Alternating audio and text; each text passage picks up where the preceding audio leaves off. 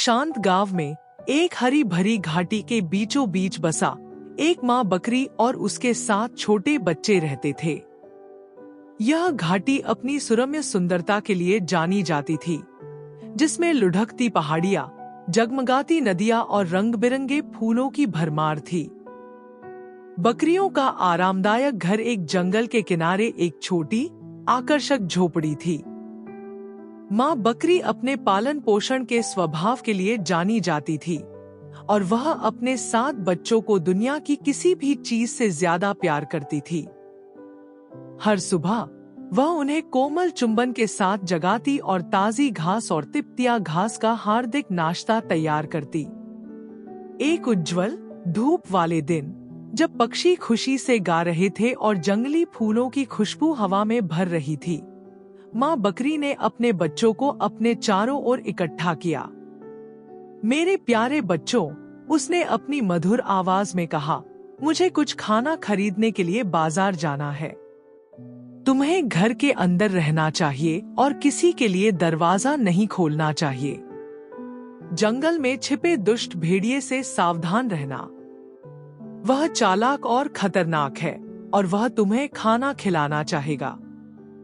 छोटी बकरियां अपनी बड़ी मासूम आंखों से समझ में सिर हिलाती हैं। वे अपनी माँ से बहुत प्यार करते हैं और उसकी आज्ञाओं का पालन करने का वादा करते हैं। उनकी आवाज पहचानने में उनकी मदद करने के लिए माँ बकरी ने एक खास गाना गाया जो सिर्फ उसे ही आता था। बच्चों ने ध्यान से सुना और धुन को याद कर लिया। जब तक तुम यह गाना नहीं सुन लेते, दरवाजा मत खोलना, उसने अपनी यात्रा पर निकलने से पहले उन्हें याद दिलाया। जैसे ही माँ बकरी नजरों से ओझल हुई, 7 छोटी बकरियां अपने पसंदीदा खेलों में व्यस्त हो गईं। उन्होंने लुका छिपी खेली, तितलियों का पीछा किया और अपनी आरामदायक झोपड़ी के हर कोने की खोजबीन की। इस बीच अंधेरे जंगल की गहराई में चालाक भेड़िया देख रहा था।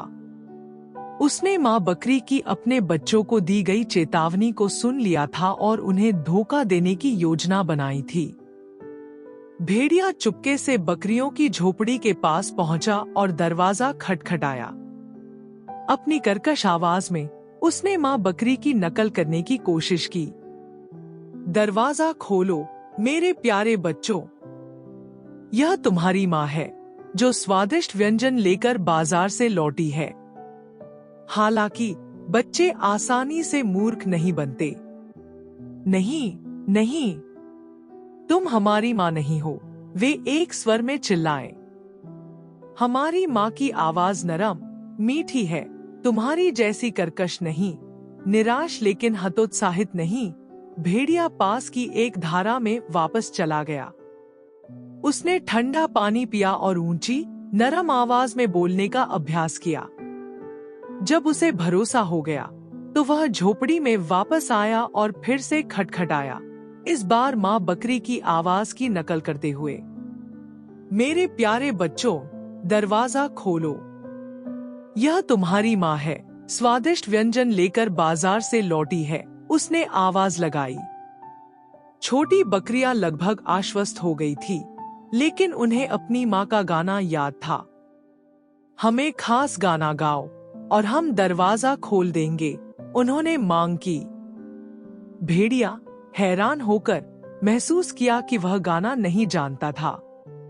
उसने जल्दी से एक धुन बनाई, लेकिन यह माँ बकरी द्वारा गाए गए गाने जैसा कुछ नहीं था।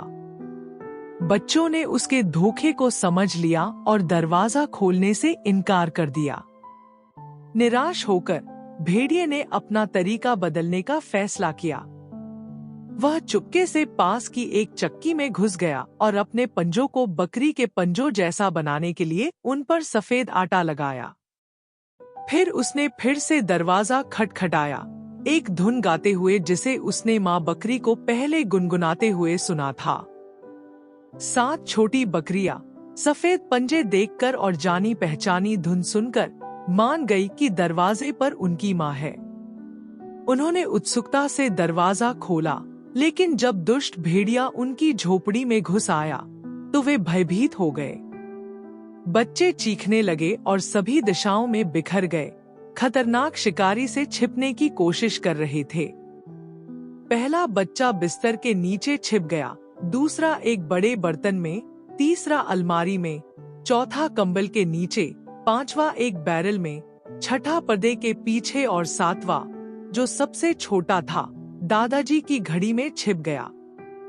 भेड़िए ने अपनी तेज इंद्रियों से जल्दी से एक एक करके 6 छोटी बकरियों को ढूंढा और खा लिया। हालांकि वह घड़ी के अंदर सुरक्षित रूप से छिपे हुए सबसे छोटे बच्चे को नहीं पकड़ पाया। अपने भोजन से संतुष्ट होकर भेड़िया झोपड़ी से बाहर निकला और नदी के किनारे एक छायादार पेड़ पर जाकर लेट गया। उसका पेट भर गया था और वह जल्द ही गहरी नींद में चला गया, जोर जोर से खर्राटे ले रहा था। जब माँ बकरी घर लौटी तो उसे एक अजीब सी खामोशी मिली। झोपड़ी, जो आम तौर पर उसके बच्चों की हंसी की खुशनुमा आवाजों से भरी रहती थी, अब बेहद शांत थी। जब उसने अपने बच्चों को पुकारा तो उसके दिल में डर समा गया, लेकिन कोई जवाब नहीं मिला। उसने हर कमरे की तलाशी ली, संघर्ष के निशान तो मिले, लेकिन अपने प्यारे बच्चों का कोई सुराग नहीं मिला। जब उसने दादाजी की घड़ी से एक धीमी आवाज सुनी तो उसकी निराशा आशा में बदल गई। उसने घड़ी का दरवाजा खोला और अपने सबसे छोटे बच्चे को पाया, जो कांप रहा था, लेकिन उसे कोई चोट नहीं लगी थी। अपने आंसुओं के बीच छोटे बच्चे ने अपनी अनुपस्थिति में हुई भयानक घटनाओं के बारे में बताया। माँ बकरी की आंखें क्रोध और दृढ़ संकल्प से चमक उठीं। वह जानती थी कि उसे अपने बच्चों को बचाना है और भेड़िए को ऐसा सबक सिखाना है जिसे वह कभी नहीं भूलेगा। अपने सबसे छोटे बच्चे को साथ लेकर माँ बकरी दुष्ट भेड़िए को खोजने निकल पड़ी। वे विनाश के रास्ते पर चलते हुए नदी के किनारे पहुंच गए, जहां भेड़िया पेड़ के नीचे खर्राटे ले रहा था। उसका पेट, जो उसके पेटूपन से फूल गया था, प्रत्येक खर्राटों के साथ ऊपर नीचे हो रहा था। माँ बकरी ने एक चतुर योजना बनाई। उसने अपने सबसे छोटे बच्चे को कैंची, सुई और कुछ धागा लाने को कहा। बहुत सावधानी से वह सो रहे भेड़िए के पास गई और सावधानी से उसका पेट चीर दिया। उसे बहुत राहत मिली जब उसने देखा कि 6 छोटी बकरियां अभी भी अंदर जीवित थी। एक एक करके उसने उन्हें बाहर निकाला, उनमें से प्रत्येक को कसकर गले लगाया और उसके चेहरे पर खुशी के आंसू बह रहे थे। भेड़िए को सबक सिखाने के लिए माँ बकरी ने उसके पेट में भारी पत्थर भर दिए और उसे वापस सिल दिया। भेड़िया अभी भी गहरी नींद में था, उसे कुछ भी महसूस नहीं हुआ। माँ बकरी और उसके 7 बच्चे जल्दी से घर लौट आए, एक बार फिर से मिल जाने और सुरक्षित होने के लिए आभारी। जब भेड़िया आखिरकार जागा तो उसे प्यास लगी। वह पानी पीने के लिए खुद को घसीटता हुआ नदी में गया, लेकिन पत्थरों के वजन ने उसे अपना संतुलन खो दिया और पानी में गिर गया। तैरने में असमर्थ भेड़िया नीचे डूब गया और डूब गया। घाटी के लोगों ने राहत की सांस ली, यह जानकर कि वे आखिरकार भेड़िए के आतंक से मुक्त हो गए हैं। उस दिन से माँ बकरी और उसके 7 छोटे बच्चे खुशी और शांति से रहने लगे।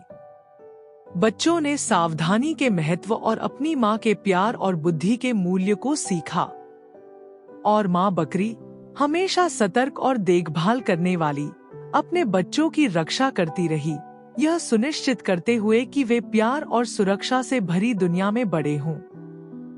भेड़िए और 7 छोटी बकरियों की कहानी घाटी में एक प्रिय कहानी बन गई, जो एक माँ के प्यार की ताकत और खतरे का सामना करने में बहादुरी और चतुराई के महत्व की याद दिलाती है। अगर आपको कहानी पसंद आई तो और भी दिलचस्प कहानियों के लिए चैनल को सब्सक्राइब करें।